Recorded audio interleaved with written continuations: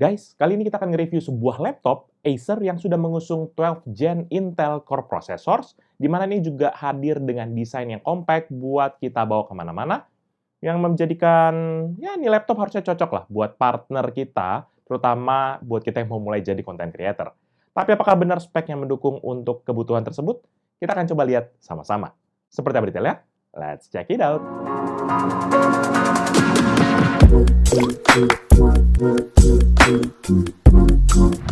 Halo guys, balik lagi bersama Pichel, dan kali ini kita akan nge-review sebuah laptop dengan nama Acer Aspire 5 Slim Creator Edition dengan kode A51455G53SH.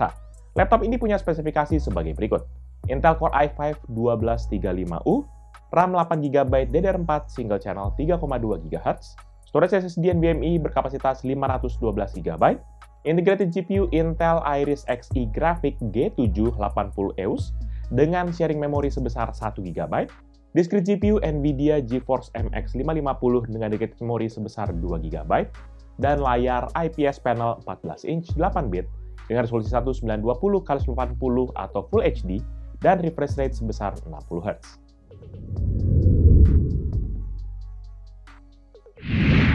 Pada bagian desain, laptop ini sendiri hadir dengan desain bodi yang simple dengan warna abu-abu gelap atau nama gaulnya adalah steel grey menurut kotak kemasannya. Dan ini menggunakan matte finish untuk sekujur bodinya.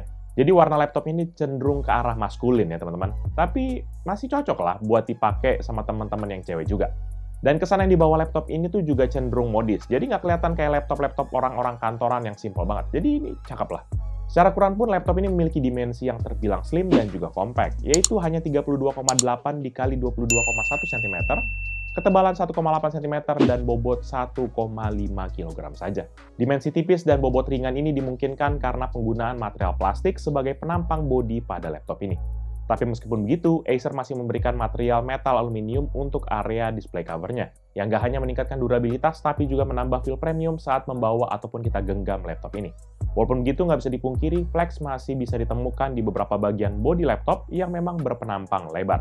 Balik untuk detail desainnya, pada bagian display covernya, kita akan temukan logo Acer yang kecil di bagian sisi atas display covernya, yang dicetak berwarna silver dengan menggunakan glossy finish.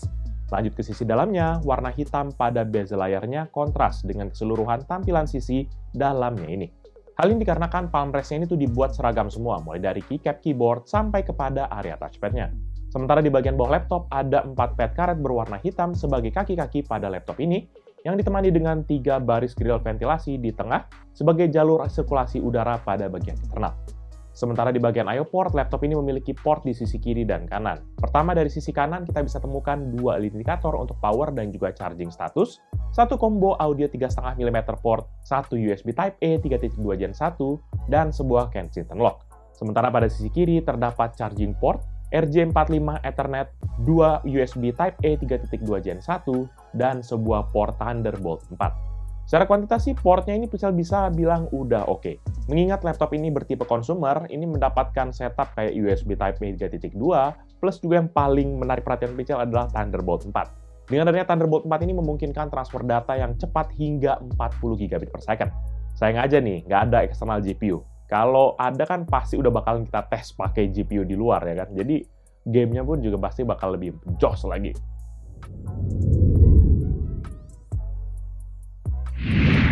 Selanjutnya pada bagian layar, laptop ini sendiri menggunakan layar IPS panel dengan matte finish seluas 14 inci dengan aspek rasio 16:9, resolusi Full HD atau 1920x1080 pixel, refresh rate 60 Hz, dan response time sebesar 14 millisecond.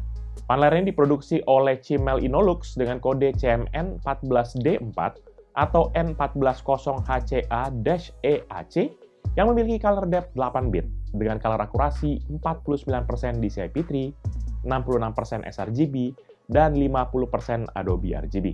Untuk tingkat kecerahan maksimumnya pun, panel ini mampu menghasilkan hingga 250 nits dan juga kontras rasio 800:1. Jadi secara spek memang karena teman-teman udah lihat tadi datanya, sebenarnya setup layarnya ini bisa bilang B aja. Laptop ini agak terbatas terutama buat teman-teman yang mau menjadikan laptop ini jadi alat desain grafis ataupun juga buat foto editing. Tapi sebenarnya ya tinggal colok aja kepada eksternal monitor yang punya color coverage lebih full, harusnya nggak masalah. Kan udah ada tadi, Thunderbolt 4 ya kan? Lebih lanjut nanti secara fisik sih layarnya ini memiliki bezel yang tergolong oke buat laptop keluaran zaman now, yaitu 0,8 cm di sisi kanan dan kiri, 1,5 cm di sisi atas yang juga terdapat webcam, serta 2,5 cm di bagian bawah yang dilengkapi dengan logo Acer. Nanti layarnya ini ditopang oleh 2 buah engsel di sisi kanan dan kirinya yang masih terbilang ringan dan juga kesat. Dan saat terbuka pun layarnya ini mampu membuka hingga 217 derajat yang diikuti dengan terangkatnya bagian belakang laptop sebanyak 3 derajat.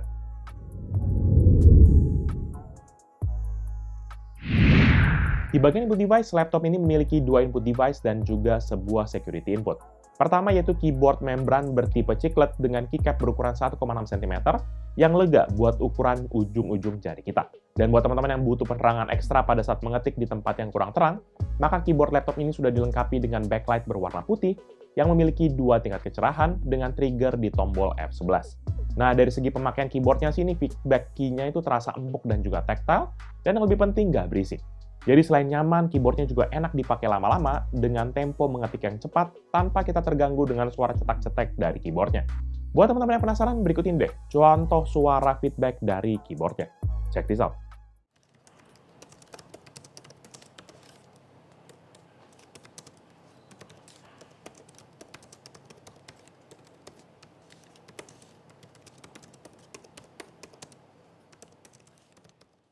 Untuk input device kedua yaitu touchpad, di mana dengan ukuran 10,6 x 6,6 cm dan berada tepat di tengah palm rest-nya, yang walaupun nggak bisa dibilang cukup lega.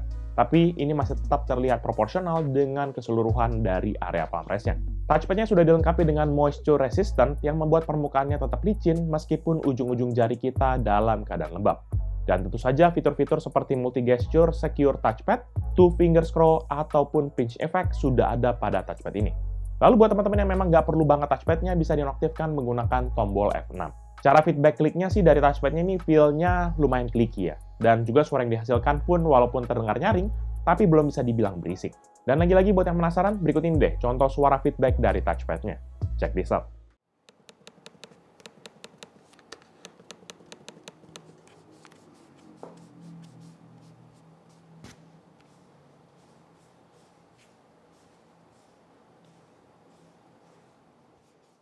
Input device terakhir yaitu fingerprint sensor yang ditempatkan di pojok kiri atas pada area palm rest dari laptop ini. Dan sensor ini pun tidak dilengkapi dengan fitur apapun selain untuk membaca sidik jari kita, yang memang sebenarnya masih tergolong responsif dalam mendaftarkan sidik jari, ataupun waktu kita mau sign in Windows dengan Windows Hello.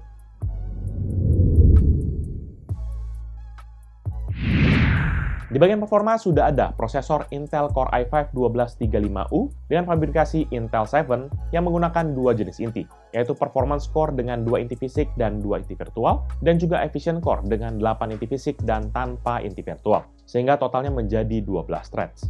Serta ini memiliki base power sebesar 15 watt dan maksimum turbo power hingga 55 watt. Prosesornya juga memiliki base frekuensi 2,5 GHz dengan boost maksimum hingga 4,4 GHz. Sementara di bagian memori, laptop ini sudah ada RAM sebesar 8 GB DDR4 single channel dengan frekuensi 3,2 GHz. Di bagian software, laptop ini sudah dilengkapi dengan Windows 11 dengan build number 22621.1413, serta untuk performance sudah ada Performance Tool yang memiliki 3 mode, yaitu Performance Mode, Balance Mode, dan juga Whisper Mode. Nanti ketiga mode ini bisa kita aktifkan via shortcut Fn dan juga F, walaupun untuk catatannya Performance Mode harus tetap kita colokkan kepada adaptor listrik. Lebih lanjut, untuk menguji performa laptop ini, kita akan menjalankan beberapa benchmark. Dan dalam pengetesan ini, laptop dicolok kepada adaptor listrik yang dikombinasikan dengan mode performance. Pertama dengan Cinebench R23, dan satu kali pengujian menghasilkan skor 9.257 poin untuk CPU multi-core dan 1.488 poin untuk CPU single core, sehingga menghasilkan MP rasio sebesar 6,22 kali. Untuk Cinebench R20 dan dalam 3 kali pengujian, laptop ini mendapatkan tingkat skor rata-rata 3.797 poin. Ini dia perbandingan dengan laptop dan PC yang Pical pernah review.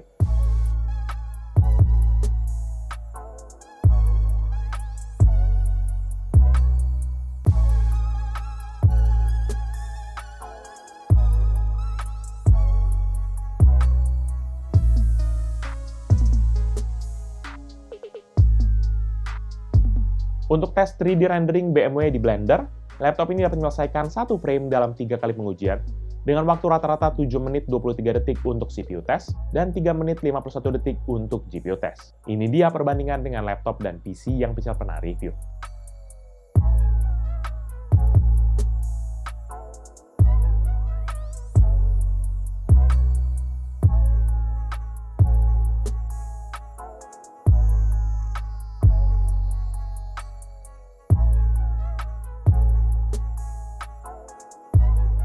Untuk tes rendering Pichel Premiere benchmark di Adobe Premiere, maka laptop ini berhasil merender project 15 klip 4K dengan format H264 dan juga preset quality 4K dalam waktu 18 menit dan 59 detik.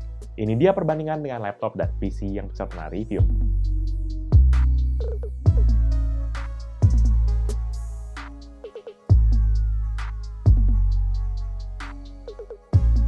Selanjutnya, untuk PC Mark 10 sebagai gambaran overall performa dari laptop ini, skor yang didapat adalah 9.856 untuk esensial, 9.127 untuk productivity, dan 5.300 untuk digital content creation. Secara rata-rata, laptop ini mendapatkan skor 5.601. Ini dia perbandingan dengan laptop dan PC yang Pichel pernah review.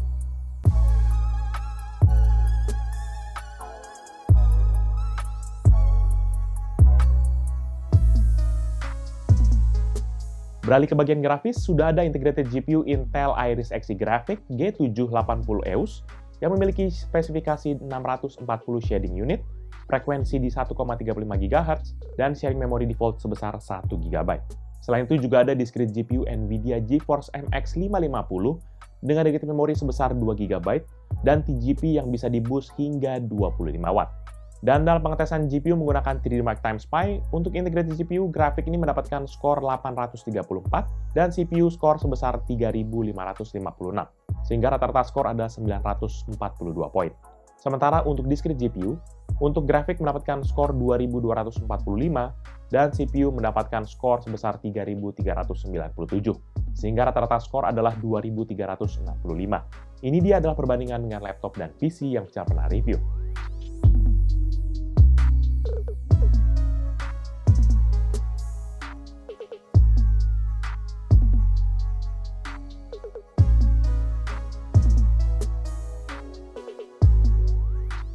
Selanjutnya kita langsung tes mempergunakan serangkaian game.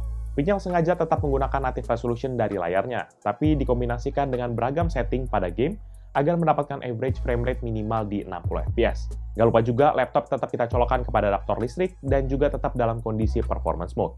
Untuk game pertama yaitu GTA 5, dengan native resolution atau 1920x1080 dengan setting normal, average frame rate di 66,8, dengan maksimum 85,6, dan minimum 38,5 fps.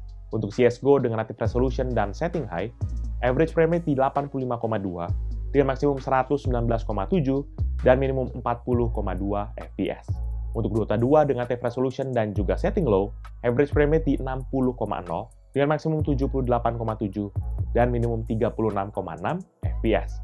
Untuk FIFA 22 dengan native resolution dan setting medium, average frame rate di 74,7, dengan maksimum 83,6, dan minimum 0,3 fps. Untuk Need for Speed Heat dengan native resolution dan setting low, average frame rate di 25,7, dengan maksimum 39,7, dan minimum 2,8 fps. Untuk The Sims 4 dengan native resolution dan setting ultra, average frame rate di 80,4, dengan maksimum 119,7, dan minimum 2,4 fps. Terakhir untuk Genshin Impact dengan native resolution dan setting medium, average frame rate di 69,1, dengan maksimum 83,4, dan minimum 54,4 fps. Lebih lanjut, nanti di bagian storage sudah ada SSD NVMe dari Micron seri 2450 yang menggunakan interface PCIe 4.0 dan memiliki kapasitas 512 GB. Dan untuk kecepatan storage-nya via Crystal Smart, maka untuk sequential 1 MB dengan 8 tas 1 thread sebesar 3,74 GB per second untuk membaca data dan 921,8 MB per second untuk menulis data. Sedangkan untuk urusan data kecil random 4 KB dengan 1 tas 1 thread, ada di 24 MB per second untuk membaca data, dan 213 MB per second untuk menulis data. Kalau kita lihat dari angka-angka benchmark dan game yang tadi, power laptop ini terlihat agak tertahan ya. Pichel sih sebenarnya agak curiga ini tuh dampak dari RAM yang single channel, dan juga kapasitasnya yang masih tergolong minim, yaitu 8 GB. Ini cukup minim lah untuk keluaran tahun 2023. Tapi ya untung aja, laptop ini masih bisa di-upgrade terutama di sisi memorinya. Cuma sabar ya, nanti kita akan bahasnya di bagian upgrade. Dan di balik performa yang tersebut, laptopnya juga sudah dilengkapi dengan sebuah kipas yang terhubung dengan sepasang heat pipe yang membuang udara panas keluar dari lubang-lubang exhaust di eks layarnya. Dan untuk menguji kemampuan coolingnya, maka laptop ini dites dalam ruangan non-AC dengan suhu ruangan 26 derajat Celcius, balance mode, dan tetap tercolok pada adaptor listrik. Dan dalam keadaan idle, laptop ini berada di range CPU usage 2,1%, temperatur 48 derajat Celcius, daya 3,1 watt, dan frekuensi yang berada di 1,3 GHz yang sempat sesekali spike hingga ke level 3,2 GHz. Kemudian saat kita stress test dengan Adreno 64, maka frekuensi prosesornya naik ke 3,4 GHz, temperatur 93 derajat Celcius, dan daya 49 watt. Sekitar 8 detik kemudian frekuensinya drop ke 2,6 GHz yang juga diikuti dengan penurunan suhu hingga 78 derajat Celcius dan daya di 25 watt. Keadaan ini terus melandai untuk ketiga komponen tersebut hingga 3 menit kemudian. Setelah itu, grafiknya terlihat cenderung stabil hingga ke akhir pengetesan dengan final score masing-masing 1,4 GHz untuk frekuensi CPU, 59 derajat Celcius untuk suhu, dan 12 watt untuk prosesor. Setelah itu pengetesan kita akhiri dengan total durasi 22 menit dan 18 detik. Kemudian untuk suhu bodi laptopnya sendiri dalam keadaan testing battery modern office di mode balance sebagai simulasi pemakaian harian, maka setelah 1 jam pengetesan, suhu panasnya ini tuh terfokus pada area exhaust di eks layar yang menyebar hingga ke permukaan keyboardnya. Di titik ini panasnya rata-rata berada di 37 derajat dengan maksimum 42,4 dan minimum 33,2 derajat Celcius. Dan pada sisi bawah laptop, panasnya terfokus juga pada area chip CPU dan juga GPU-nya, di mana pada titik ini panasnya rata-rata 39,6 derajat, maksimum 42,4 dan minimum 35,7 derajat Celcius. Kemudian skenario kedua saat stress test, maka panas pada permukaan laptop ini terpusat di area yang sama dengan pengetesan sebelumnya, di mana pada area ini panasnya berada di rata-rata 44 derajat, maksimum 53,5 dan minimum 36 derajat Celcius.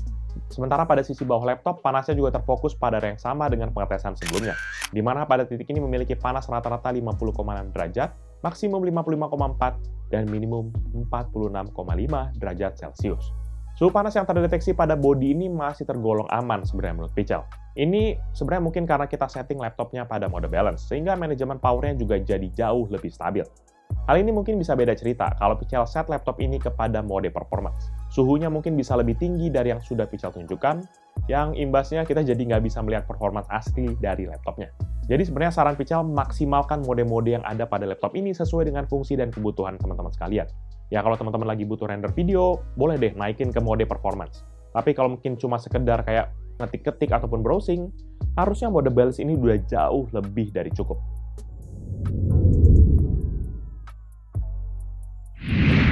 Di bagian audio, laptop ini sendiri dilengkapi dengan stereo speaker yang sayangnya Acer nggak kasih spill informasi apapun terkait dengan brand yang melakukan tuning terhadap speakernya ini. Dan driver speaker ini terletak di bagian bawah laptop yang menghadap ke kiri dan kanan dari laptopnya. Dan saat kita uji di full maksimum, maka speakernya dapat menghasilkan suara rata-rata 85,9 desibel dengan maksimum hingga 91,8 desibel. Buat yang penasaran, ini dia contoh audio dari speaker laptop ini. Check this out.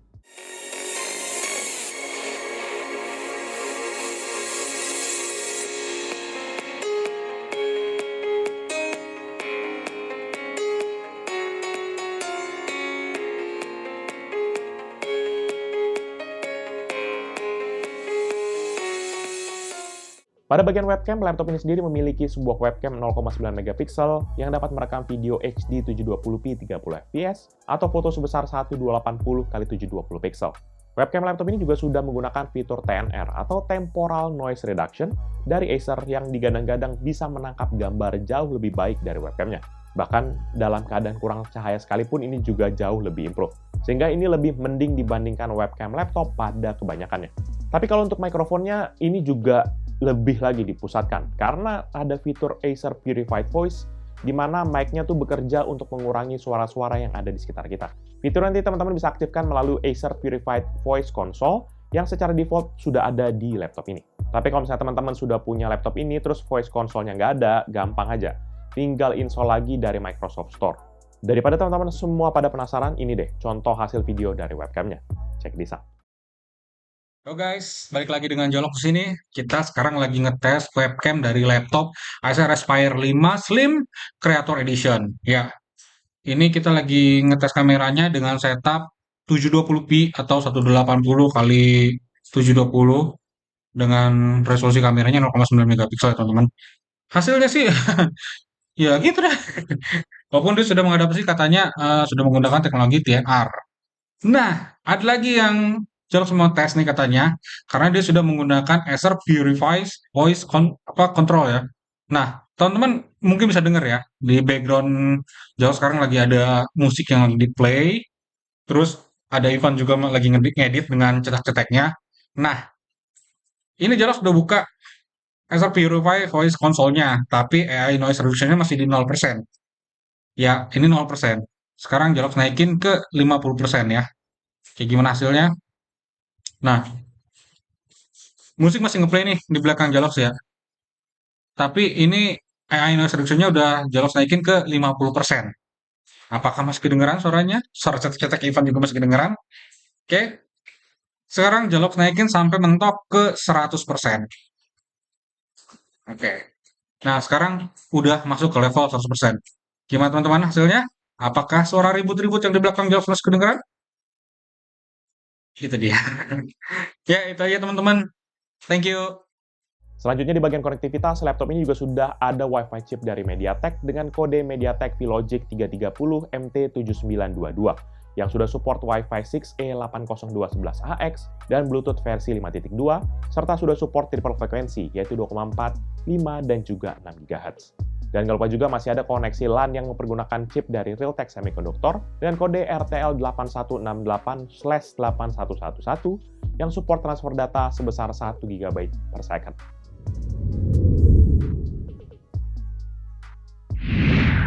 Sementara di sisi baterai, sudah ada baterai internal bertipe lithium ion dengan kode AP20CBL yang memiliki kapasitas 53.000 mWh. Dalam pengujian baterai menggunakan PC Mark 10 dengan skenario Modern Office, maka laptop ini dapat bertahan selama 8 jam 47 menit dari 100 hingga 5% baterainya. Ya, mengingat bahwa laptop ini lebih kepada office user, maka Pichel rasa daya tahan baterai lebih dari 8 jam ini udah cukup banget, dan juga harusnya udah jadi suatu keharusan. Jadi, enak, kita nggak usah bawa charger kemana-mana buat kerja seharian. Sementara saat kita menggunakan mode gaming plus full brightness, maka laptop ini dapat bertahan selama 1 jam 8 menit dari 100 hingga 6% baterainya. Nah, kalau dari bagian ini, Pichel sebenarnya nggak expect terlalu tinggi juga baterainya. Buat laptop sekelas ini sebenarnya bisa sampai kayak hampir 2 jam lah ya. Tapi karena ini udah ada dedicated dari Nvidia-nya tadi, MX550, maka ya mau nggak mau pasti akan lebih boros daripada biasanya. Jadi kalau daya tahan baterai begini juga masih tergolong wajar lah. Jadi mirip-mirip kayak semi laptop gaming bisa juga nih. Nanti untuk pengisian dayanya, laptop ini nanti dibekali dengan sebuah charger yang memiliki output maksimum 19 volt dan 3,42 ampere, atau setara dengan 65 watt. Dalam pengisian dayanya dari 5 hingga 100%, membutuhkan waktu 1 jam 46 menit dalam kondisi layar laptop hidup, medium brightness, dan sedang tidak digunakan.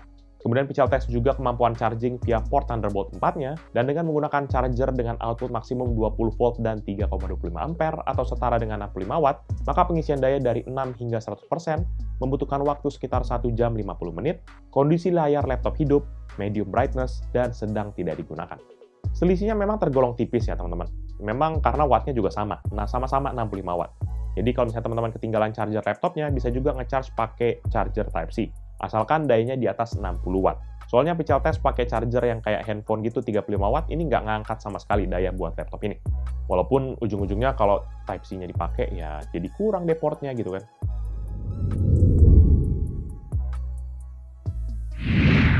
Terakhir di bagian upgrade, meskipun tergolong standar, tapi opsi upgrade ditawarkan ini juga tergolong banyak, baik di sisi memori ataupun storage. Karena bagian internalnya sendiri tersedia satu slot NVMe 2280 atau yang paling panjang, yang saat ini sudah terisi dengan modul NVMe tipe 2280 dengan kapasitas 512 GB. Dan nggak sampai situ aja, masih ada juga sebuah kompartemen untuk SSD ataupun hard disk SATA berukuran 2,5 inci, yang sudah disertai juga dengan konektor SATA-nya. Jadi opsi upgrade yang ditawarkan teman-teman tuh bisa mengganti modul NVMe yang ada dengan modul yang kapasitas lebih tinggi, ataupun isi aja slot 2,5 incinya dengan SSD ataupun hard disk SATA. Ini akan bisa membantu kita banget, apalagi kalau budget teman-teman masih sangat-sangat mepet. Jadi bisa bebas, mau yang high speed boleh tapi agak mahal gitu ya. Sementara di bagian memori, laptop ini dilengkapi dengan dedicated RAM DDR4 single channel sebesar 8 GB. Dan masih disediakan juga sebuah slot SODIMM DDR4 supaya teman-teman bisa mengaktifkan fitur dual channelnya dengan menambahkan sekeping modul SODIMM DDR4 dengan kapasitas yang sama. Dan menurut penjelasan dari Acer, slot memorinya ini tuh bisa menampung modul RAM hingga 16 GB, sehingga total kapasitas RAM-nya bisa menjadi 24 GB. Ini adalah opsi yang harus teman-teman lakukan ketika pertama kali beli laptop ini. Karena kalau nggak, RAM 8 GB itu sama sekali nggak nutup lah buat kapasitas dan juga kebutuhan kita sekarang. Selebihnya sih nggak ada lagi opsi upgrade untuk laptop ini. Overall, menurut pendapat pribadi Pical, laptop Acer Aspire 5 Slim A51455G 53SH adalah laptop kelas konsumer yang sanggup banget digunakan untuk berbagai macam kebutuhan komputasi teman-teman sekalian. Asal teman-teman kalau bisa tambahin RAM-nya, itu saran Pical seperti yang kayak tadi. Karena secara overall speknya ini juga nggak bisa dibilang low. Ini udah medium level lah ini. Laptop ini cocok banget buat teman-teman mahasiswa ataupun pekerja kantoran yang mobile yang butuh spek laptop mumpuni dan dapat bonus bisa dipakai nge-game juga gitu ya. Cuma memang kelemahannya ini di sisi layar yang speknya kayak seadanya gitu. Bisa jadi kekurangan tersendiri untuk laptop ini, walaupun bisa diatasi dengan ya udah colokin aja monitor yang gede yang bagus kalian. Thunderbolt 4 bos.